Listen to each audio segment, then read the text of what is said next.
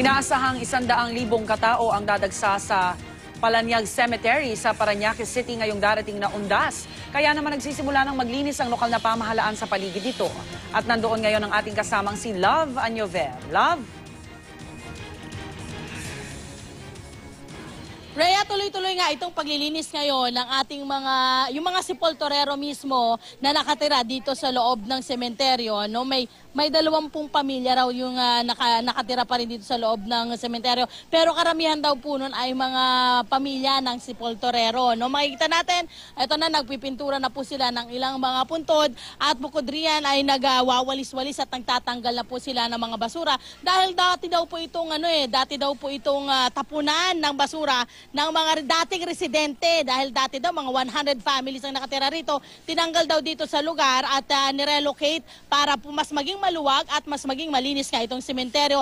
Yung nakikita natin sa dulo, meron dong butas na tinakpan para nga hindi na makapasok ang ilang may mga masamang balakin pag dumarating po ang undas at sinasamantala ang napakaraming tao. Okay? At ngayong araw nga na to, gusto rin namin ibigay sa inyo ang ilang mga tips at mga do's and don'ts din po pag tayo po dadalaw sa ating mga mahal sa buhay sa mga sementeryo.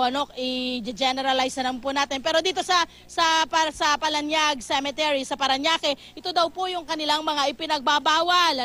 Magdala daw po, or mga tips, magdala daw po tayo ng mga sapat na pagkain at tubig inumin dahil syempre pag marami ng tao dito sa sementeryo, posibleng maubusan kayo ng bibilhing mga pagkain at inumin. Bawal lang daw pong magdala ng alak at mga paninda sa loob ng sementeryo.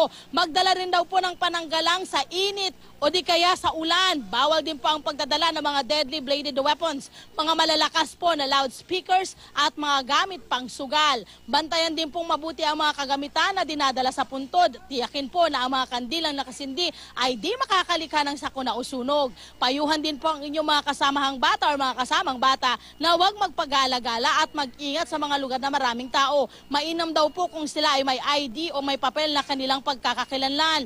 Panatilihing malinis daw po ang kapaligiran, magdala ng sariling trash bag na dapat iligpit pagkatapos at itapon sa tamang basurahan. Alamin po ang lugar ng first aid station at PNP assistance or pati na rin po kung maglalamay kayo, tiyakin or mag-overnight kayo sa sementeryo, tiyakin na ang kapaligiran ay ligtas sa krimen at sa kunaw, ano pa mga makakasama or makakasakit sa mga pupunta dito po sa sementeryo o sa iba pang sementeryo.